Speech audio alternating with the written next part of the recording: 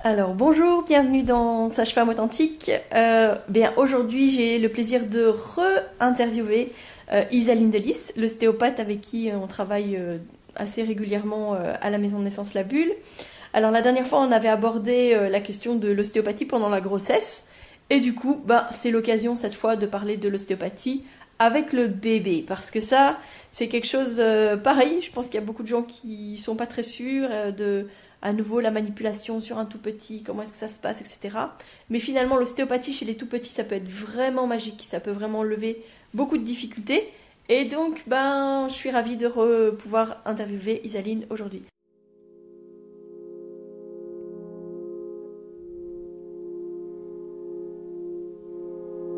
Bienvenue sur Sage-Femme Authentique, le podcast qui ouvre les portes de la connaissance et de l'empowerment en matière de naissance. Ensemble, nous allons explorer les vérités de l'enfantement, briser les mythes et les peurs sociétales et célébrer la physiologie innée des femmes et des bébés dans leur voyage vers la naissance. Au cœur de chaque épisode, je vous emmène à la découverte des pratiques authentiques des sages-femmes, loin des murs hospitaliers, que ce soit à domicile ou en maison de naissance.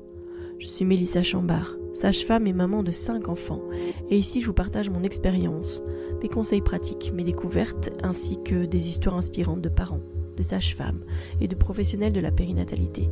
Ceci pour que vous soyez pleinement acteur de la naissance de votre bébé, peu importe le lieu où vous avez choisi de l'accueillir, dans l'authenticité, la bienveillance, la force et la puissance.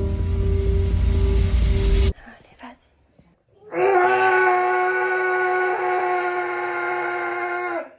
Bonjour Isaline. Bonjour Mélissa. Écoute, je vais juste vite te représenter, mais donc tu es ostéopathe spécialisée justement chez la femme enceinte, le bébé et la femme aussi en postpartum. Oui. Aujourd'hui, je me suis permise de te redemander de venir parce que j'avais envie qu'on discute ensemble de qu'est-ce qui motive des consultations chez le tout petit, qu'est-ce qu'on peut observer parfois chez les enfants, etc., qui peut amener à avoir besoin de l'ostéopathie. Je sais que chez nous, on conseille facilement en fait d'aller chez l'ostéopathe dans les premiers jours de vie parfois même, notamment quand il y a des difficultés au niveau de l'allaitement, parce que souvent moi je leur dis en fait le travail de la naissance pour le bébé c'est très très physique. Tout à fait. Le passage dans le bassin c'est très compliqué. Ça met quand même beaucoup de tension en fait au niveau du crâne, au niveau de tout le corps en fait, parce que c'est un travail qui est vraiment très très très important. On pense très souvent aux mamans pendant les accouchements, mais on pense rarement à ce que fait le bébé et à quel point c'est physique aussi pour le bébé. Tout à fait. Et du coup, oui, clairement, moi des fois je vois des postures chez les bébés, je vois des tensions, en tout cas des manières qu'ils ont de blesser leur maman d'une certaine manière, qui fait que je me dis, peut-être chez l'ostéopathe. Mais j'aimerais avoir tes lumières à toi. Qu'est-ce qui fait qu'on doit être alerte en fait? Alors, ce qui met un peu la puce à l'oreille généralement, c'est problème à l'allaitement. Un bébé mal positionné, un bébé qui va donner des crevasses, un sein qui va être plus compliqué à donner qu'un autre, que l'autre. Ça va poser problème. Et dans ce cas-là, on va vite envoyer chez l'ostéopathe. En tout cas, plus vite parce que l'allaitement, forcément, c'est important. C'est une priorité que l'enfant puisse se nourrir. Donc oui, dans ce cas-là, on envoie chez l'ostéopathe. Oui, parce qu'on va être clair, un allaitement qui est douloureux avec des crevasses, etc., pendant des jours et des jours et des jours. C'est pas normal. Non, c'est pas normal. Et alors, ça peut être des fois juste une manière qu'a le corps en fait, de réagir à une surstimulation. Mais à ce moment-là, on va pas être vraiment blessé, on va être irrité, on va... Voilà, mais vraiment la blessure à sang du mamelon, en fait, au final, c'est pas normal. Alors qu'il y a beaucoup de femmes qui disent, oui, mais c'est le début de l'allaitement, c'est normal, j'ai des crevasses. Mais j'ai des fois vu des femmes avec des seins vraiment très très abîmés, alors que clairement, en fait, normalement, le bébé, il est pas censé blesser. Non, tout à fait. C'est vraiment ça, mais on oublie, en fait, comme tu disais, toutes les forces et les contraintes que le corps de la maman met sur un bébé à l'accouchement, ce qui est complètement physiologique et normal, ça va de soi. Mais donc les parents n'ont pas fait quelque chose de mal, parce que ça aussi, ça arrive en consultation mais qu'est-ce qui a pu causer ça? L'accouchement. Voilà, faut pas chercher très très loin. L'accouchement, c'est vraiment traumatique, que ce soit pour le bébé ou pour la maman. Ça reste vraiment quelque chose d'extrêmement puissant. Et parfois, tous les os du crâne positionne pas tout à fait correctement. Parfois, il y a plein de tensions au niveau musculaire et le bébé ne positionne pas bien sa langue, fait pas le bon mouvement avec sa mâchoire, qui doit encore se développer. Parce qu'il y a plein de bébés, normalement tous les bébés sont rétrognates, donc on la mâchoire plus vers l'arrière. Ouais. Voilà, et quand on me dit oh là là, c'est pas normal, ah si, c'est tout à fait normal. Ce qui est pas normal, c'est que le bébé ne tète pas correctement. Mais le fait d'avoir la mâchoire en arrière, ça c'est physiologique chez un tout petit. Il n'y a pas de crainte à avoir par rapport à ça.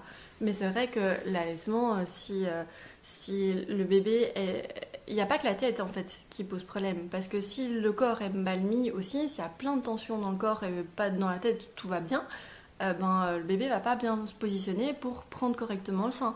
Il va peut-être avaler plein d'air, ça va être hyper inconfortable, il va pleurer plus souvent. Donc voilà, ça c'est majoritairement la première raison de consultation. Ce qu'il y a aussi, c'est tous les enfants qui ont du reflux. Donc, ils régurgitent beaucoup, ou les coliques, qui pleurent quand même beaucoup. Ça, c'est ce que j'ai le plus souvent en consultation. Et non, c'est pas normal d'avoir un bébé qui a d'office mal au ventre, avec un ventre hyper ballonné. Et en ostéopathie, bien sûr, on peut aider les enfants là-dessus. Oui, parce que tu travailles aussi beaucoup au niveau viscéral finalement avec l'ostéopathie. Oui, il n'y a pas que articulaire, il n'y a pas que musculaire, tissulaire, il y a aussi le viscéral. Ça, il ne faut pas l'oublier, le corps est en tout et on ne peut pas dissocier une partie d'une autre. Quand je reçois un bébé en consultation, même si c'est pour un problème d'allaitement, je vais être à l'écoute de ma main, voir où sont les tensions. Et parfois, au niveau de la bouche, parfois, il n'y a rien du tout. Et ça vient juste bien plus loin dans le corps, un bébé qui est positionné plutôt en banane ou en torsion, comme si on avait tordu un torchon, donc le bassin qui part d'un côté, les épaules de l'autre. Et dans ce cas-là, c'est extrêmement inconfortable pour un tout petit de correctement se positionner. Et ça peut vraiment être une raison de problème à l'allaitement. Clairement, moi, ce que j'explique souvent aux parents, c'est que quand il y a des tensions, on peut s'imaginer quand, par exemple, on a un torticolis puis qu'on a mal au cou, il y a certains mouvements qui vont être difficiles à faire. Oui. Et le bébé, lui, pour téter, il doit ouvrir très grand sa bouche. Oui. Puis il doit faire vraiment travailler toute une série de muscles. Enfin, c'est vraiment physique à nouveau, en fait, pour le bébé de téter. Tout à fait. Et donc, du coup, quand il y a une tension, une douleur, le bébé va certainement compenser, en fait, comme nous, on le fait. Oui. Mais du coup, pas téter de manière optimale, pas avoir une bonne position. Et parfois, ça va vraiment le desservir, en fait, si on ne lève pas cette tension. Tout à fait. Mais ce qu'on oublie, en fait, aussi, c'est que... Enfin, ce qu'on oublie ou ce qu'on ne sait pas, c'est que la langue est composée de 17 muscles. C'est énorme. Vraiment, et là-dedans, il y en a qui s'attachent sur l'osioïde, donc il y a un os qui se situe au milieu de la gorge, et cet osioïde va bouger à chaque fois, à chaque déglutition. Donc s'il y a des tensions et la déglutition, ça va être compliqué. En plus de ça, cet osioïde, il n'y a pas que ces muscles au niveau de la langue, il y a aussi les muscles suprayoïdiens, donc qui s'attachent entre la mâchoire et cet osioïde, et en même temps au niveau de la clavicule, de l'omoplate et cet osioïde.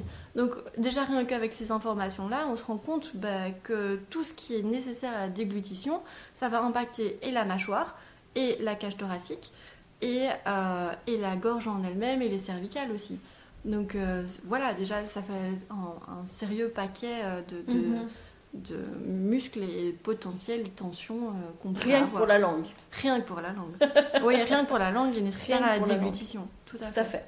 Alors en plus, les os du crâne du bébé ne sont pas soudés au moment de la naissance. C'est ça. Et ça, c'est pour aider en fait à la naissance. C'est pour que justement il puisse s'adapter aussi au bassin de sa maman. Et en fait, les os ont la capacité du coup à se chevaucher si jamais c'est nécessaire. Ça. Alors ça peut paraître impressionnant en fait quand on met la main qu'on touche le crâne du bébé. Oui. Moi, ce que je dis souvent, c'est que s'il n'y a pas trop de soucis, en fait, pour l'instant, on n'a pas besoin de manipuler. Et qu'il y a beaucoup de choses qui se remettent tout seul aussi. On est d'accord avec ça ? Oui, tout à fait. Beaucoup de choses se remettent tout seul, mais ne pas se dire que d'office, ça se remettra tout seul. Oui, mais par contre, en fait, c'est laisser quand même le temps au temps et agir s'il y a des tensions, s'il y a des difficultés d'allaitement, si on voit que le bébé est inconfortable, il y a du reflux, etc. Tout à fait. Mais que si jamais, en fait, le bébé va bien, en fait, moi je dis souvent vers 1 mois de prévoir un rendez-vous chez l'ostéopathe, de toute façon un peu comme un cadeau au bébé, c'est-à-dire que s'il n'y avait pas de besoin avant, en fait tant mieux, mais que vers 1 mois c'est quand même bien d'aller voir l'ostéopathe pour, si jamais il y avait encore des tensions qui sont là, si jamais il y a encore des chevauchements, etc., qu'on puisse lever ces tensions-là. Tout à fait. Mais en fait, moi ce que je trouve le plus intéressant, enfin personnellement c'est vrai que j'adore avoir les tout petits au bout de 10-15 jours de vie, parce que c'est le plus facile pour moi. Ils sont encore hyper calmes, ils sont souvent très sereins, même s'il n'y a pas forcément de motif de consultation hyper urgent, comme un allaitement problématique, un reflux ou des coliques. Ça reste le plus facile pour moi de ressentir, et le corps lâche tellement vite. Mais par contre, c'est vrai que tout ce qui est tension au niveau du crâne, les os qui se sont chevauchés, et voilà qu'on me dit ah ben là il y a une petite bosse à ce niveau-là, est-ce que ça va partir? Là je ne travaille pas tout de suite dessus. S'il n'y a pas de problème, si je sens que ce n'est pas un blocage, je ne travaille pas tout de suite dessus, et là je laisse le temps faire. Mais c'est vrai que idéalement, moi vers 15 jours, le temps de laisser le temps à la maman d'atterrir et tout, ça c'est idéal pour moi. Ok, plutôt 15 jours qu'un mois alors. Oui, vraiment. Parce que je vois la manière dont réagissent les bébés, en fait, déjà à 1 mois, ils auront un peu plus de mal à lâcher souvent. Voilà, ça prendra un peu plus de temps. D'accord. Est-ce qu'il y a des fois où finalement, ce qui pourrait, en tant qu'ostéopathe, t'interpeller tout de suite, t'interpelle pas du tout les gens? Et donc du coup, qu'il y aurait bien besoin d'un coup de chez l'ostéopathe? Ah oui, tout à fait, parce que parfois, enfin souvent, on vient me voir quand il y a des problèmes déjà, et pas avant. Parce qu'au niveau du crâne, par exemple, ce qui est hyper courant, c'est d'avoir une plagiocéphalie. Donc, avoir la tête qui s'aplatit. C'est ça, d'un côté. D'un côté ou des deux côtés quand elle est bilatérale. Et dans ce cas-là, les parents viennent quand l'enfant a déjà 2, 3, 4 mois. Et là, c'est vraiment beaucoup plus compliqué de prendre en charge et de rendre la tête toute ronde. Alors que ça pourrait être pris en charge avant, parce qu'en ostéopathie, les ostéopathes peuvent sentir les tensions et du coup éviter que ça n'arrive, parce que la plagiocéphalie, c'est juste en soi des tensions musculaires et des os qui ne vont pas se placer correctement, pas bouger correctement. Donc à partir du moment où il y a ces tensions-là, eh ben, évidemment que ça peut arriver. Et ça, un ostéopathe peut agir avant que ça n'arrive. Donc par exemple, si on observe en fait le bébé qui tourne toujours préférentiellement sa tête du même côté. Oui, c'est ça, toujours du même côté, qui a bougé plus un côté que de l'autre, souvent regarder une main et pas l'autre. Déjà, ça va nous donner une indication de en fait, peut-être qu'il prend pas conscience de ce côté-là, parce qu'en fait, il le voit moins souvent, parce qu'il tourne pas la tête de ce côté-là aussi. Et les parents se rendent compte plus tard, quand l'enfant veut essayer d'attraper un objet ou quand ils essayent de se retourner, et c'est là, ah oui, mais il le fait bien d'un côté, oui, même pas de l'autre. Alors qu'il y avait des tout petits signes avant-coureurs qui auraient pu être détectés et qui auraient permis à l'enfant justement de se développer de manière symétrique. Parce que c'est ça, en fait, un bébé est tout à fait capable de faire la même chose à droite comme à gauche à partir du moment où il n'a pas de blocage. Il n'y a pas une question de droitier et gaucher. Non, pas à cet âge-là. Non, ça c'est beaucoup trop tôt. Donc il doit vraiment être capable de faire la même chose à droite comme à gauche. Et les signes qui vont alerter, du coup, c'est bouger plus d'un côté que de l'autre. Tourner la tête plus d'un côté que de l'autre. La manière de prendre le sein. Un sein qui va être plus facile que l'autre. Ou une position aussi avec le biberon. Parce qu'on peut positionner toujours le biberon, en mettant l'enfant toujours du même côté, mais si on change de côté, est-ce que ça va aussi ou est-ce que ça pose plus de problèmes à l'enfant? Voilà, il ne faut pas spécialement attendre d'avoir une tête plate, un bébé qui se tourne d'un côté et pas de l'autre, qui bouge plus d'un côté et pas de l'autre. Clairement, dès le moment où on pense qu'il y a un inconfort, que le bébé n'arrive pas à faire les choses de manière symétrique, oui. Ou que, oui, effectivement, si on observe quelque chose qui commence à se modifier, là, parce qu'on parle de la plagiocéphalie, oui, tout à mais fait. souvent on observe par exemple déjà rien qu'avec les cheveux. On voit en fait, par exemple, que le frottement se fait que d'un côté et que il manque des cheveux de manière asymétrique au bébé. C'est ça. Voilà, ça aussi c'est intéressant. Tout à fait. Et aussi, ce que j'ai, c'est parfois avec la plagiocéphalie, des parents qui me disent « Ah ben, il y a une bosse à la base du crâne ». Ben oui, mais la bosse, en fait, elle est normale. C'est le côté où il n'y a pas de bosse que ce n'est pas normal. Et du coup, ils disent ah oui, mais j'avais pas remarqué ça avant. Donc, ce genre de changement ou quoi, simplement en habillant bébé, en lavant bébé, ils s'en rendent compte. Et ne pas vraiment penser à y prêter attention. Ne pas se dire ah ben c'est pas grave, ça passera ou quoi. Non, du tout. Vaut mieux agir à temps. Et un ostéopathe, il n'y a pas besoin de passer par le pédiatre ou par le médecin pour y aller. Donc si vous avez un doute, n'hésitez pas à y aller directement, parce que j'ai parfois des parents qui me disent « Ah oui, mais j'étais chez le pédiatre, qui m'a envoyé parfois chez la kiné, parfois pas, et après, on a attendu un peu, et puis j'arrive seulement chez vous. Oui, mais en attendant, il y a 3-4 semaines qui sont passées. C'est énorme. Alors que plus tôt c'est pris en charge, au mieux c'est, au plus on sait agir. Et parfois, oui, il y a bien sûr besoin de collaboration du kiné pour apporter la mobilité correcte, qui soit symétrique en fait, et que ce soit bien des deux côtés, et que l'enfant puisse bouger correctement sa tête. Merveilleux. Et donc on en avait parlé la première fois dans notre premier épisode ensemble, mais tous les ostéopathes ne sont pas qualifiés pour voir un nouveau-né ou même un enfant, quoi. Tout à fait, il faut suivre des formations, voilà, ça ne s'improvise pas. D'office, il faut suivre des formations et tout le monde, tous les ostéopathes ne veulent pas spécialement prendre en charge des enfants non plus. Donc bien se renseigner auparavant. Et bien demander en fait si c'est un ostéo qui est ok avec le fait de voir votre bébé, quoi. Oui, tout à fait. Oui. Bien prévenir de pourquoi est-ce que vous venez, pas juste prendre rendez-vous avec l'ostéopathe le plus proche. Bon, je pense que la plupart du temps, il y a quand même des noms qui circulent dans ce genre de situation, les gens discutent, mais sinon vraiment bien faire appel notamment à votre sage-femme pour savoir en fait quels sont les ostéopathes avec qui elle travaille, qui a l'habitude de voir des tout petits pour que ce soit optimal, quoi. Oui, c'est ça. Oui, il faut que l'ostéopathe ait l'habitude. Ça c'est important aussi. Ok, vas-y. En fait, je pense aussi aux enfants qui sont nés, déjà qui ont eu un accouchement compliqué. Que ce soit un accouchement qui a duré hyper longtemps, que ce soit un accouchement par césarienne d'urgence, ou un bébé né avec le cordon autour du cou. Parce qu'il ne faut pas oublier qu'il y a la mémoire tissulaire. Et le corps se souvient de tout. Donc un bébé qui a eu un cordon autour du cou, il faut absolument passer chez l'ostéopathe. C'est primordial parce que le corps se souvient qu'il a été comprimé à ce niveau-là. Même s'il était lâche, je sens chez mes patients quel bébé a eu le cordon autour du cou. Et parfois même, je retrouve ça chez des adultes qui n'ont pas été soignés et qui me disent « Ah bah oui, mais j'ai souvent mal à la nuque, voilà, c'est souvent raide et tout. Les cols roulés, je ne supporte pas. Les écharpes, j'aime pas trop. » Et dans ce cas-là, ça me met directement la puce à l'oreille de un bébé coordonné qui n'a pas été résolu. Donc il faut y penser.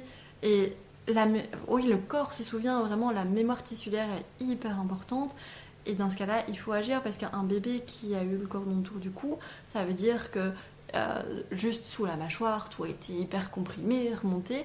Et ça peut poser problème au moment de la diversification alimentaire, quand le bébé va devoir avaler des petits morceaux.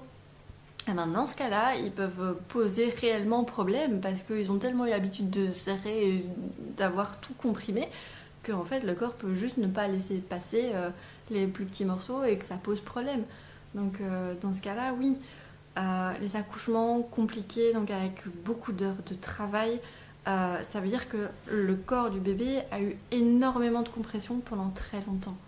Et ça amène d'office une posture de confort. Donc on a parlé auparavant d'un bébé un peu en torsion, comme un torchon qu'on vient essorer, ou d'un bébé en banane, mais il y a aussi les bébés scorpions, donc qui se jettent en arrière et qui ne supportent pas d'être couchés sur le dos. Alors les mettre dans un maxi-cosy, on n'en parle même pas. C'est vraiment insupportable pour eux, mais tout ça, ça peut arriver dans un accouchement compliqué avec beaucoup d'heures de compression, de contraction, mais parfois dans un accouchement hyper rapide où il y a eu des très grosses forces, même si c'est pas longtemps, ça peut arriver aussi. Donc ne pas laisser son enfant comme ça parce que ça limite et ça ralentit un petit peu son développement moteur. Ça, voilà, juste par rapport à ça et par rapport à son confort personnel, il y a d'office des tensions et ça, on peut vraiment aider en ostéopathie à libérer ces tensions-là. Donc c'est plus un bébé qui se met en hyper-extension. Là, c'est en hyper-extension. Ce qui chez nous met souvent la puce à l'oreille plus sur des reflux, etc. Mais ça peut être aussi lié à des tensions. Oui. Okay. Oui, vraiment à l'accouchement. Et dans ce cas-là, il y a quelque chose à libérer d'office. Et il suffit juste parfois de suivre les tissus et d'amener le bébé en extension. Enfin, parfois, j'ai des bébés qui font le pont sur ma table parce qu'ils ont besoin de ça pour se libérer, en fait. Et je dois suivre leur mouvement. Alors c'est parfois hyper impressionnant parce qu'il n'y a que la tête qui touche la table et tout le reste est en l'air suspendu en pont. Mais j'ai vraiment parfois besoin de ça pour lâcher les tensions. C'est hyper important. Ouais. Ok, super, merci beaucoup. Du coup, tu parlais de ça et ça m'a fait penser aussi... parfois, on a juste l'idée, oui, quand il y a eu une ventouse, quand il y a eu des forceps, quand on a un bébé qui est resté longtemps bloqué dans le bassin, oui. etc.